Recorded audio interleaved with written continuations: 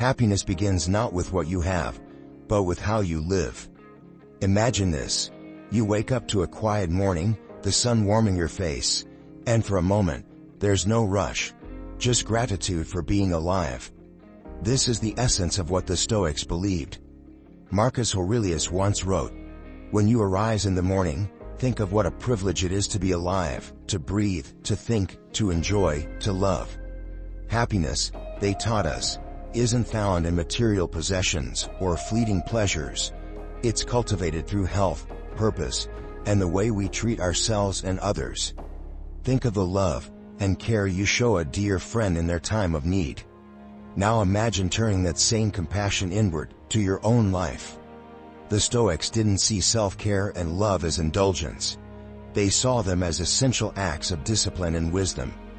To live a happy life, you must prioritize what truly matters: your health, your mindset, and your ability to embrace each moment fully. Today, we'll explore 14 transformative ways to cultivate a happier life, inspired by Stoic principles and enriched with practical, creative actions you can start today. These are not distant philosophies. They're tools to bring clarity, love, and joy into your daily life. Before we begin, let's take a moment for a small, meaningful act. Hit that like button. It's not just about supporting this content. It's a step toward building a community of wisdom and care. Subscribe to Victory Stoic to join us in living with purpose, and share this video with someone who could use a reminder that happiness is within reach. This isn't just about creating a better day. It's about creating a better life. Let's begin this journey, together, with compassion and clarity. Number 1. Build a morning ritual for clarity. The way you begin your morning sets the tone for your entire day. It's not about rushing through alarms or diving straight into the chaos of emails and messages. It's about creating a sacred moment of calm and clarity. The Stoics deeply valued this. Marcus Aurelius would start his day with reflections, reminding himself of his purpose and values. He wrote, "When you arise in the morning, think of what a privilege it is to be alive, to breathe, to think, to enjoy, to love." Imagine starting your day with kindness to yourself. Instead of grabbing your phone or rushing into the busyness of life, you take a moment to breathe, stretch, and reflect. Perhaps you sip on a warm cup of tea, journal your thoughts, or simply sit in stillness, setting an intention for the day. This isn't about perfection. It's about beginning with purpose and care. Here's a relatable example. Think of a busy parent juggling work, family, and endless responsibilities. By carving out just 10 minutes in the morning to focus on themselves, stretching, meditating, or simply listing 3 things they're grateful for, they transform their mindset. They don't just survive the day. They approach it with clarity and calm. A morning ritual doesn't have to be grand or time-consuming. It's the small, consistent actions that make a difference. Mindfulness practice. Sit in silence and focus on your breath for a few minutes. Journaling. Write down your thoughts, goals, or a single affirmation to guide your day. Physical movement. Gentle stretches or yoga can awaken your body and prepare you for the day ahead. The beauty of a morning ritual is its flexibility. It's not about forcing yourself into a rigid routine, but finding what nourishes your mind and soul. Over time, this practice becomes an act of self-love, grounding you in clarity and purpose. As the Stoics remind us, each day is a gift. Starting your morning with intention isn't just a way to prepare for the day. It's a declaration that your time, energy, and well-being matter. So tomorrow, before the world starts pulling you in all directions, take a moment for yourself. It's not selfish, it's essential. Number 2. Move your body daily. Your body is the vessel through which you experience life, and caring for it is an act of self-respect and gratitude. The Stoics believe that physical health is deeply connected to mental clarity and emotional well-being. Epictetus, himself no stranger to hardship, emphasized, "You cannot hope to achieve a sound mind without a sound body." Movement isn't just about staying fit, it's about energizing your spirit and preparing your mind for the challenges of the day. Picture this. A long day stretches ahead, full of deadlines and commitments. Instead of jumping straight into the grind, you take a brisk walk in the fresh morning air or do a quick yoga session. Almost instantly, you feel your mood lift, your thoughts sharpen, and your stress melt away. It's not just exercise. It's a reset button for your entire being. For example, think of Marcus Aurelius, who regularly reminded himself to care for his body as part of his duty to live a good life. He understood that a strong body supports a strong mind. Modern science echoes this wisdom, showing that regular physical activity releases endorphins, the body's natural, feel-good chemicals, improving both mood and resilience. Here's how to integrate movement into your day. Walking.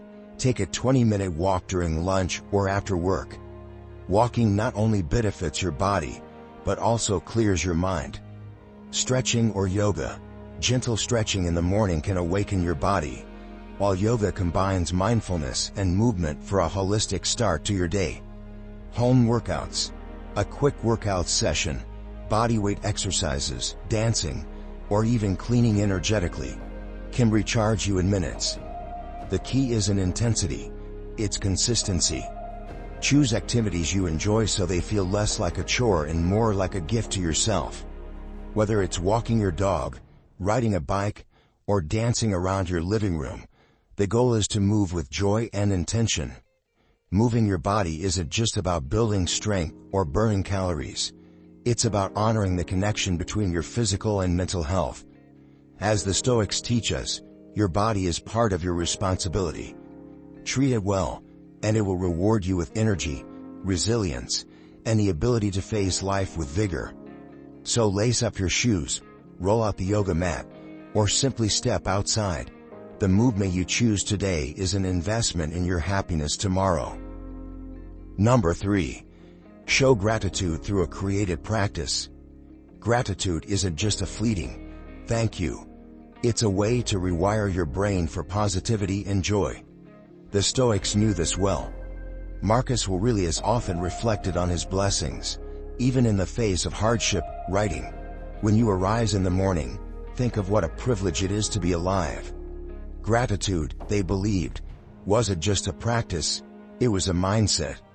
And when paired with creativity, it becomes something truly transformative. Now let's talk about love. Imagine you're in a relationship, and your partner surprises you at dinner. Instead of saying a simple, "Thanks," and scrolling back to your phone, you decide to start a gratitude jar. You write, "Grateful for the dinner they made after their long day." Fold it neatly, and drop it in. Your partner, amused but curious, peeks inside. Soon, they're adding their own notes, like when you clean the kitchen without being asked. It's silly, endearing, and suddenly your home feels lighter, warmer. Gratitude, creatively expressed, becomes contagious. Or take this relatable scenario. You've had a terrible day, traffic, deadlines, spilled coffee, the works. Then, out of nowhere, a stranger holds the door open for you, and it's as if the universe decided to give you a little break. Instead of letting the moment pass, you sketch a quick doodle of a door in your journal that night, labeling it, "Today's Tiny Miracle." Not only do you laugh at your own artistic skills, or lack thereof, but you also realize how one small act shifted your perspective. Here are some fun and practical ways to express gratitude creatively. The gratitude jar. Write one thing you're thankful for each day and drop it in. Open the jar when you need a reminder of life's joys. Photo gratitude collage. Snap photos of moments that make you smile, sunsets, a good meal, or your pet being ridiculous, and create a collage that radiates positivity. A thank you notebook. Dedicate a small notebook to jotting down moments of kindness or joy, big or small, throughout your week. Gratitude isn't just about the big things. It's about noticing the little blessings that often go overlooked. From a psychological standpoint, It redirects your focus from what's missing to what's already abundant in your life. And when paired with creativity, it transforms into something even more powerful. A way to record and relive those moments. Think of gratitude as a spark that lights a fire. With each note in the jar or sketch in your notebook, you're stoking the flames of joy, creating a habit that reshapes your outlook on life. So whether it's love, laughter, or a door held open by a stranger, take a moment to express gratitude creatively. It's not just an act of kindness for the world, it's a gift you give to yourself.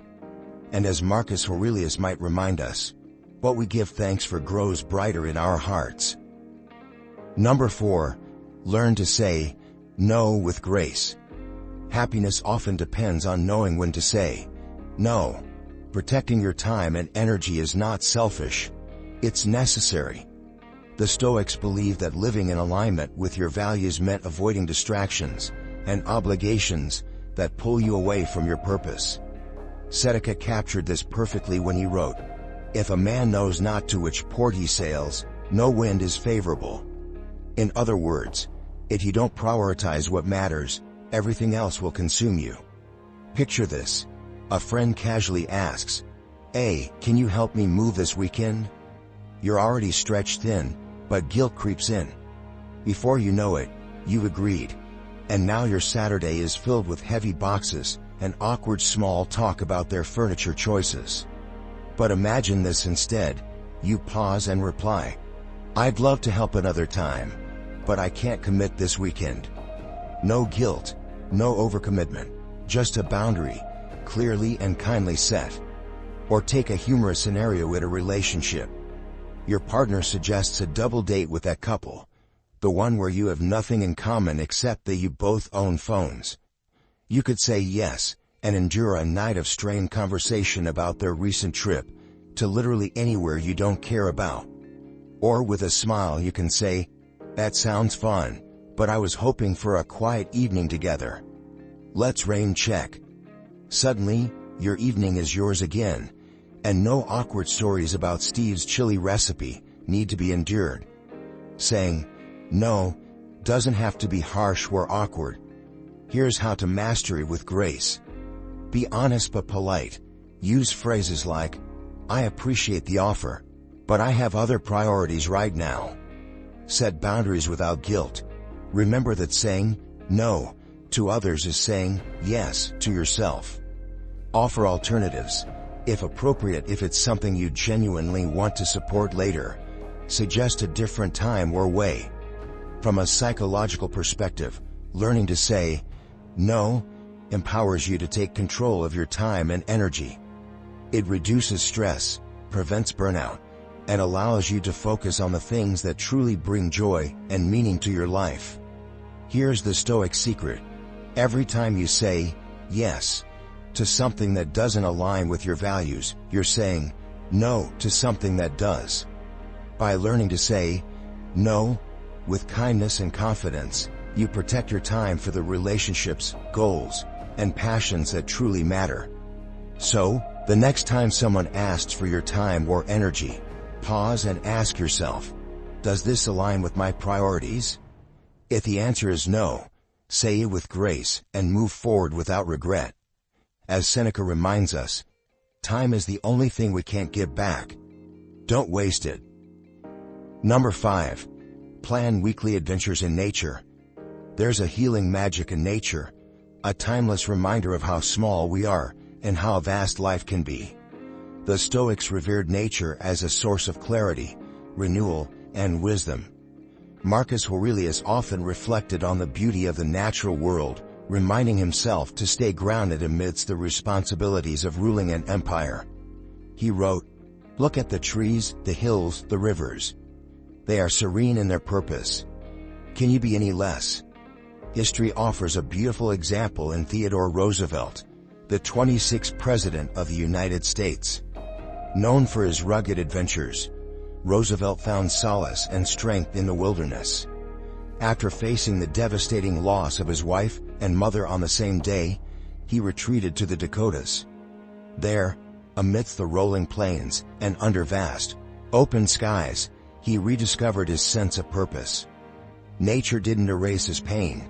It helped him heal by connecting him to something greater than himself. Now imagine your own life. Picture a week filled with deadlines, errands, and endless notifications. Then, come Saturday morning, you lace up your shoes and step into a forest trail. The air is crisp, the leaves crunch beneath your feet, and for the first time in days, you take a deep, unhurried breath. In that moment, the world feels lighter, and so do you. You don't need grand plans or exotic destinations to experience this kind of peace. Even simple acts, like sitting by a quiet lake or walking through a nearby park, can bring profound calm and joy. The key is to step away from the noise and let nature remind you of its quiet power. Here's how to bring nature into your weekly routine. Go for a walk. Explore a local park or trail. Even 30 minutes outdoors can do wonders for your mind and body. Plan a day trip. Visit a nearby beach, forest, or mountain. Pack a small lunch. Leave your phone behind, and immerse yourself in the moment. Create a ritual. Dedicate one morning or evening each week to being outside, whether it's gardening, stargazing, or simply sitting in a peaceful spot. Psychologically, time in nature reduces stress, boosts mood, and enhances creativity. It's a gentle yet powerful antidote to the busyness of modern life, helping you reconnect with yourself and the world around you. The Stoics believed that aligning with nature's rhythm brought clarity and perspective. Spending time outdoors isn't just a break, it's a return to what truly matters. So, as you plan your week, carve out time for a small adventure under the open sky. Let the trees, rivers, and mountains remind you of life's beauty, just as they did for Marcus Aurelius and Roosevelt. Nature, in its quiet wisdom, has a way of saying what words cannot. You are part of something vast, beautiful, and eternal. Take a moment to breathe it in. Number 6. Dedicate time to a passion project. Passion projects aren't just hobbies. They're windows into the soul. They allow you to express yourself, find joy, and create something uniquely yours. The Stoics, though often practical, understood the value of pursuing endeavors that elevated the mind and spirit. Marcus Aurelius himself found solace in writing his meditations, not for others, but as a way to explore and refine his thoughts. His personal reflections, born from quiet moments, became one of history's greatest philosophical works. Now, consider your own life. What is something you've always loved or wanted to try? Maybe it's painting, learning to play the guitar, or tending to a small garden. Passion projects don't need to be grand or perfect. They just need to bring you joy and a sense of accomplishment. Take a story from history. Leonardo da Vinci, celebrated for his masterpieces, was also an inventor, scientist, and relentless learner. His passion projects, sketching machines that were centuries ahead of their time, or studying the anatomy of birds, were driven by pure curiosity. They weren't obligations. They were expressions of his boundless creativity. Da Vinci's ability to immerse himself in these pursuits didn't just produce art, it gave his life depth and meaning. Or look at a modern example. A busy professional decides to start baking as a way to unwind. At first, it's just a loaf of bread on weekends. But soon, they're experimenting with sourdough, creating recipes, and even sharing their creations with friends. What began as a simple activity grows into a source of pride, relaxation, and connection. Here's how to make time for your passion project. Start small. You don't need hours every day. Just one focus hour a week can make a difference. Set a goal. Whether it's writing a short story, planting a flower bed, or learning a new psalm, having a goal keeps you motivated. Create a ritual. Dedicate a specific time each week to your project, free from distractions. Psychologically, engaging in creative activities enhances mental health, reduces stress, and brings a sense of fulfillment. Passion projects remind you that life isn't just about responsibilities. It's also about exploration and joy. The Stoics teach us to live with intention, and a passion project is a beautiful way to align your actions with what brings you happiness. It's not about being perfect. It's about giving yourself permission to play, create, and grow. As Marcus Aurelius might say, what we do with focus and love shapes the soul. So, pick up that pen, brush, or guitar. Tend to the garden, bake that cake, or build that model you've been dreaming about. Your passion project isn't just an activity. It's a gift to yourself, a reminder that joy and creativity are essential parts of a well-lived life. Number 7. Build a digital detox routine. In a world where screens dominate our attention, reclaiming your time feels almost revolutionary. The Stoics didn't have smartphones, but their wisdom rings true in our hyper-connected age. Epictetus might remind us, we are enslaved not by things, but by our thoughts about them. Today, the chains often take the form of endless notifications, social media scrolling, and digital distractions. Breaking free doesn't mean abandoning technology. It means using it with intention. Imagine this. It's dinner time, and instead of savoring your meal, you're mindlessly refreshing your feed, consuming updates about someone's vacation or the latest meme war. Meanwhile, your food grows cold, and the person across from you feels invisible. Now picture this. You silence your phone, set it aside, and give your full attention to the moment. Suddenly, the conversation flows, the flavors come alive, and the evening becomes a memory instead of a blur. Let's take it one step further. Have you ever reached for your phone, intending to check one thing, only to find yourself lost in a rabbit hole of videos, messages, and news? An hour later, you're left wondering where the time went, and why you didn't even enjoy it. That's the grip of unintentional tech use. But what if you flipped the script?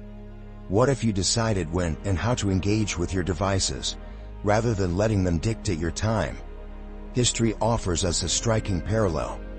Consider Henry David Thoreau, who retreated to the woods to write Walden in search of a simpler, more intentional life. Though he wasn't fleeing Instagram or email, his decision to disconnect was rooted in the same principle. Focus on what matters, and tune out the rest. Here's how you can start your own digital detox. No wilderness retreat required. Create phone-free zones. Dedicate spaces like your dining table or bedroom to being completely screen-free. Schedule, no phone, hours. Pick a time each day to put your devices away, whether it's during your morning coffee or before bed. Use tools to help. App blockers or screen time monitors can guide you toward more mindful usage. For a lighter example, picture this. You're watching a movie with friends, but every few minutes, someone checks their phone, missing key plot points. By the end, they're asking, wait, who's that character? Meanwhile you, phone tucked away, fully immersed yourself in the story. Who enjoyed the movie more? The one present in the moment. From a psychological perspective, reducing screen time improves focus, reduces stress, and enhances relationships. The time you gain can be spent on things that truly enrich your life: reading, hobbies, or simply connecting with loved ones. The Stoics would likely applaud this modern twist on their philosophy. By creating boundaries with technology, you reclaim not only your time, but your ability to live fully. So, the next time you reach for your phone, pause and ask yourself, is this adding value to my life, or is it stealing my attention? Breaking free from digital distractions isn't just about unplugging. It's about plugging into the things that matter most. As Epictetus might say, freedom is found not in doing what you want, but in mastering what you need. Number 8. Cook nourishing meals. They say the way to someone's heart is through their stomach. But let's be real, the way to your own heart is also through a perfectly cooked, nourishing meal. The Stoics may not have written cookbooks, but their emphasis on simplicity and discipline applies beautifully to the art of cooking. Epictetus might have said, "A sound body nourishes a sound mind, and it all begins in the kitchen." Imagine this scenario. You're starving, staring at your fridge like it owes you answers, and all you see is a sad jar of mustard, a half-wilted lettuce, and last week's takeout container that you swear you'll throw out tomorrow. In a fit of desperation, you order delivery, for the third time this week, and wonder why your wallet is crying and your energy is tanking. Now imagine this instead. You've planned ahead, stocked your fridge with fresh ingredients, and whip up a quick stir-fry that smells like success and tastes even better. One meal, and you're already winning at life. Or consider this. You decide to get fancy and try a new recipe. Halfway through, the kitchen looks like a bomb went off. You've accidentally used salt instead of sugar, and your smoke detector is now an unwanted dinner guest. But here's the twist. You laugh, plate your Frankenstein creation, and enjoy every messy bite. Why? Because cooking isn't about perfection. It's about connecting with yourself and having fun along the way. For inspiration, look to history. Julia Child, the famous chef who brought French cuisine to the masses, once said, "The only real stumbling block is fear of failure." In cooking, you've got to have a what-the-hell attitude. She wasn't stoic, but she sure lived like one, embracing mistakes and finding joy in the process. Here's how to spice up your cooking routine, pun absolutely intended. Experiment freely. Try that recipe you saved months ago, but were too intimidated to attempt. Worst case? You order pizza. Plan ahead. Pick a few meals for the week and gather fresh ingredients, so you're not left negotiating with your condiment shelf. Make it social. Invite friends or family to cook together. Even if the food flops, the last won't. And if you're not sure where to start, remember this. Even the Stoics enjoyed their simple pleasures. Marcus Aurelius likely ate modest meals, but you can bet he savored them mindfully, appreciating each bite as nourishment for body and soul. Cooking isn't just about filling your stomach, it's about creating something with your own hands, something that nourishes you in more ways than one. So grab that apron, embrace the chaos, and channel your inner Stoic chef. As Epictetus might say, the ingredients are simple. It's how you use them that matters. Bon appetit. Number 9. Practice emotional resilience. Life is unpredictable. One moment you're peacefully sipping your coffee, and the next, you're in a traffic jam, spilling said coffee, and questioning the meaning of existence. But here's where the Stoics shine. They teach us that it's not what happens to us, but how we respond that defines our happiness.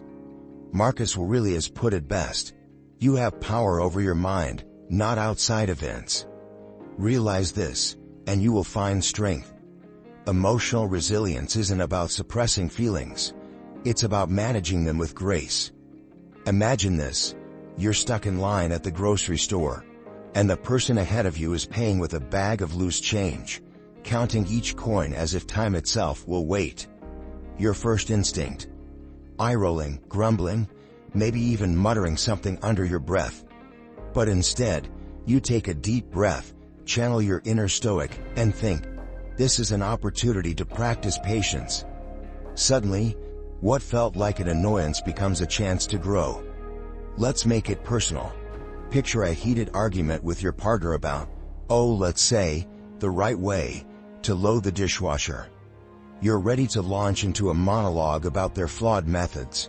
But then you pause, count to 3, and calmly say, let's agree to disagree on this one. Congratulations, you've just avoided World War dishwasher and earned yourself some emotional brownie points. For a historical example, look to Nelson Mandela. After spending 27 years in prison, he emerged not with bitterness, but with forgiveness and a commitment to unity. His ability to process immense pain and channel it into positive action wasn't just resilience. It was transformational. Here's how to strengthen your emotional resilience. Pause before reacting. Use the 3-second rule to take a deep breath before responding to stressful situations. Journal your feelings. Writing helps you process emotions without letting them overwhelm you. Practice deep breathing. When stress hits, a few slow, mindful breaths can reset your nervous system and restore calm. From a psychological perspective, emotional resilience is a skill that can be built over time. It reduces stress, improves decision-making, and helps you maintain healthier relationships. It's not about avoiding difficult emotions. It's about facing them with strength and self-awareness. The Stoics remind us that while we can't control external events, we always have the power to choose our response. By practicing emotional resilience, you not only navigate life's challenges more effectively, but you also become a source of calm and inspiration for those around you. So, the next time life throws you a curveball, a spilled coffee, a long line, or a disagreement over dishwasher techniques, pause, breathe, and remember. You have power over your mind. Resilience isn't just enduring, it's thriving with grace. Number 10. Build a gratitude ritual with your loved ones. Gratitude is a quiet, profound force that can turn the ordinary into the extraordinary. The Stoics knew this well. Marcus Aurelius wrote, "When you arise in the morning, think of what a privilege it is to be alive, to breathe, to think, to enjoy, to love." But gratitude isn't just something to feel in solitude. When shared, it becomes a bond that deepens relationships and spreads joy. Imagine a family dinner, the usual buzz of clinking plates and casual chatter. But tonight, something different happens. Before diving into the meal, someone says, "Let's share one thing we're grateful for today." At first, it might feel awkward. Then, someone mentions how they're grateful for the laughter they shared earlier. Another speaks about a kind gesture from a stranger, and before you know it, the room is filled with warmth and connection.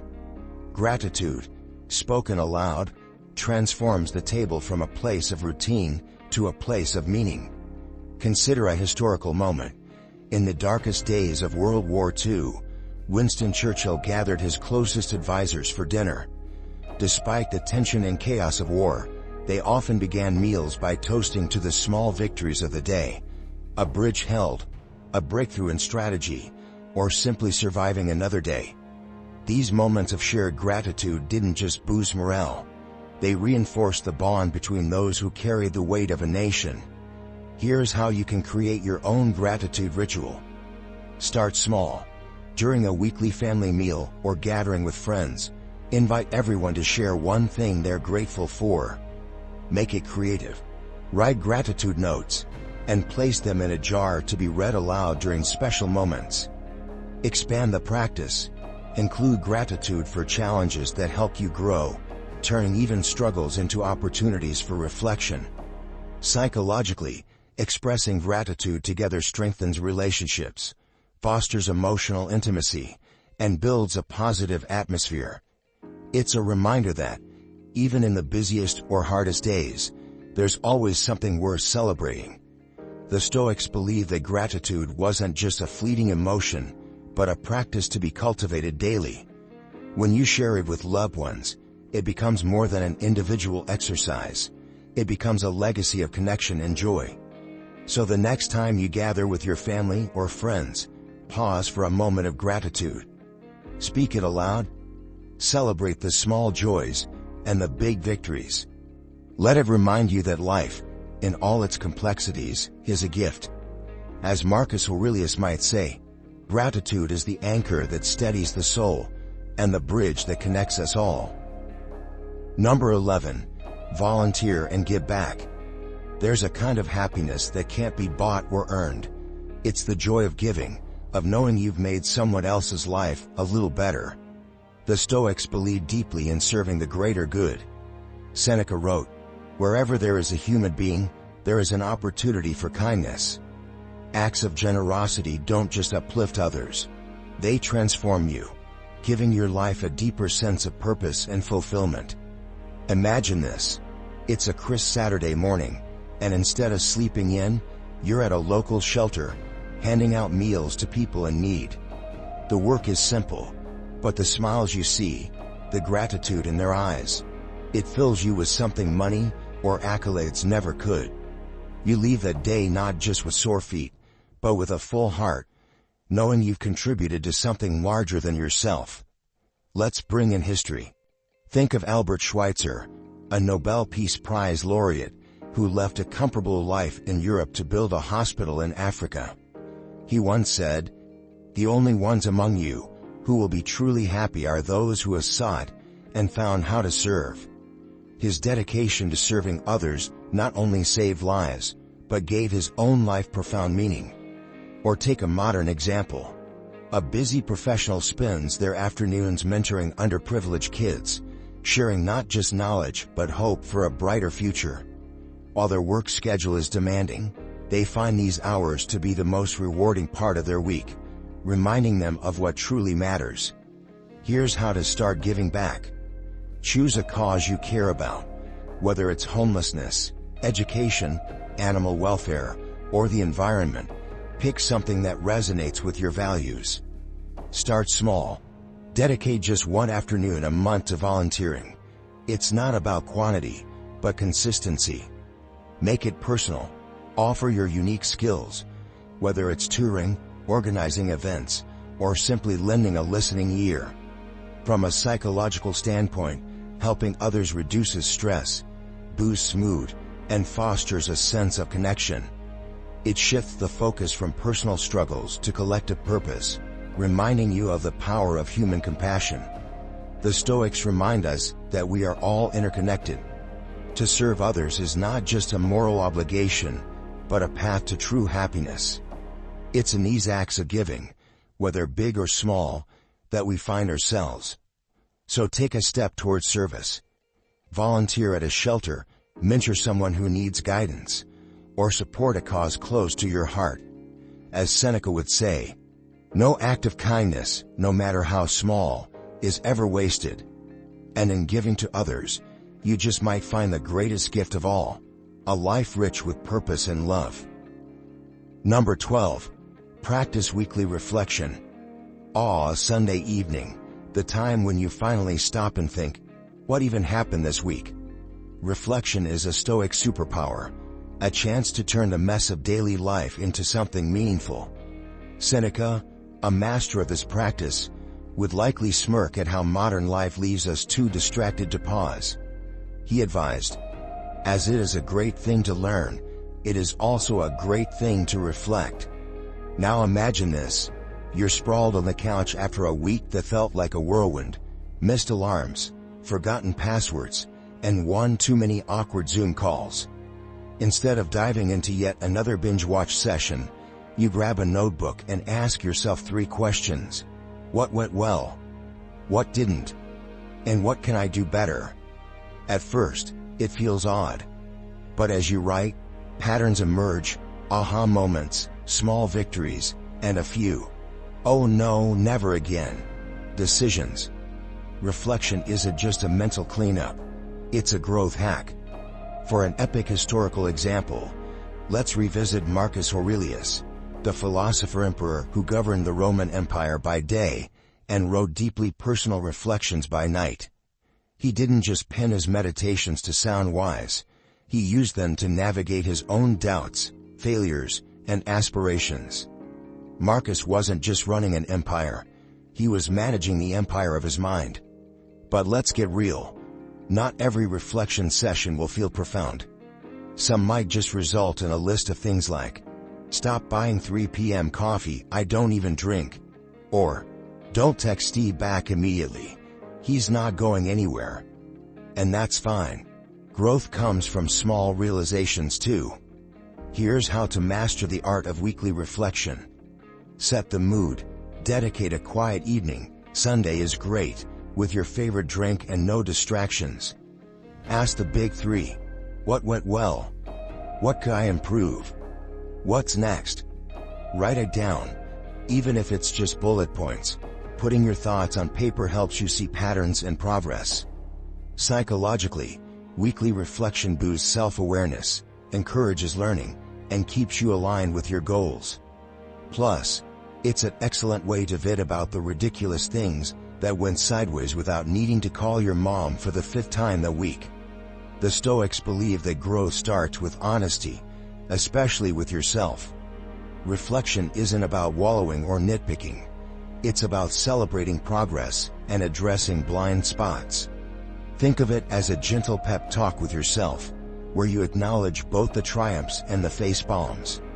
So this Sunday evening, instead of scrolling Instagram for the 200th time, grab a pen, ask yourself the big questions, and start turning your weeks into stepping stones for a better you. As Marcus Aurelius might say, even emperors need a moment to think it all through. And let's be honest, you probably don't have an empire, so what's your excuse? Number 13. Cultivate kindness in small ways. Kindness doesn't have to be grand. It doesn't require sweeping gestures or viral-worthy heroics. Often, the simplest acts, a kind word, a thoughtful gesture, or even a smile, carry the greatest weight. Marcus Aurelius once said, "Kindness is invincible." And the best part? Kindness isn't just a gift for others. It's a secret weapon for your own happiness. Picture this. You're at work, and your colleague looks like they just survived a tornado of emails. Instead of pretending not to notice, classic move, you pause and say, "Hey, you handled that project really well." Their face lights up like a Christmas tree, and suddenly the room feels less like a cubicle jumble and more like a place of human connection. Congratulations! You just turned someone's day around with a single sentence. Or consider this situation. You're at a coffee shop, and the barista is clearly drowning in orders. Instead of grumbling about the wait, you thank them warmly when they hand you your drink. They might not say much, but inside, you just thrown them a lifeline of gratitude amidst their chaotic day. Kindness costs nothing but delivers priceless returns. Even history gives us examples of small, but powerful kindness. Take Abraham Lincoln.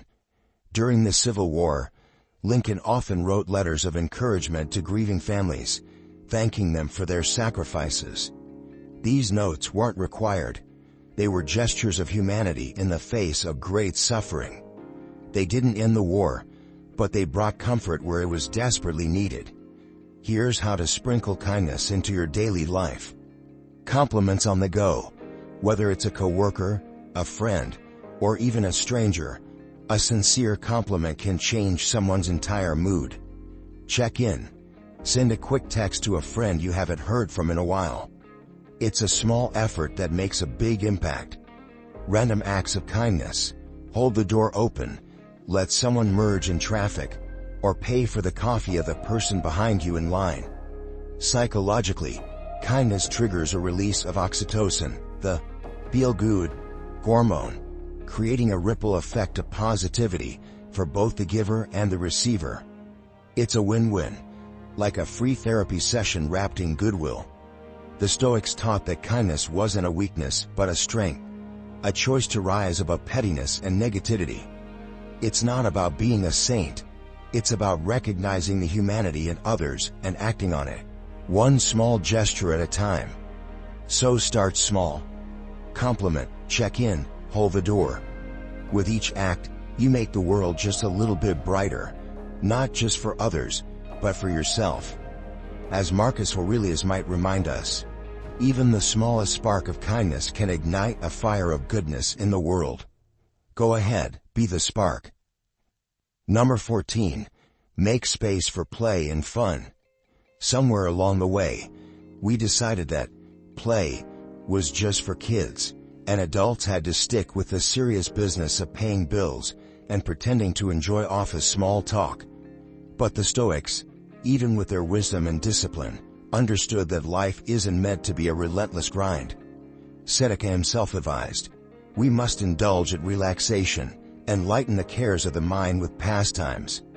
Play isn't a distraction from life. It's a celebration of it. Picture this. It's Friday night, and instead of scrolling through your phone or working late, again, you gather a group of friends for a board game night. By the end of the evening, You're laughing so hard your stomach hurts, and the stress of the week feels like a distant memory. Play isn't just fun, it's medicine for the soul. Or imagine this. You're home alone, music blaring, and you decide to dance like no one's watching, because no one is. Your moves might be questionable, and your routine might be more flailing than finesse, but for those 3 minutes, you're untouchable, joy personified.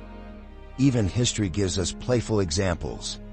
Theodore Roosevelt, amidst his intense presidency, would regularly go on hunting trips, practice judo, and spend hours playing with his children. These moments of recreation didn't make him less effective. They recharged him, allowing him to lead with clarity and vigor. Here's how to bring more play into your life. Join a group activity. Whether it's a sports league, trivia night, or dance class, group activities bring fun and connection. Game night. Host a game night with friends or family. Board games, card games, or even charades. The sillier the better. Solo fun. From gardening to karaoke in the shower, find solo activities that bring a smile to your face. Psychologically, play reduces stress, boosts creativity, and strengthens relationships. It's a chance to let go of adulting for a moment and simply enjoy being alive. The Stoics remind us that life, while full of responsibilities, also offers opportunities for joy.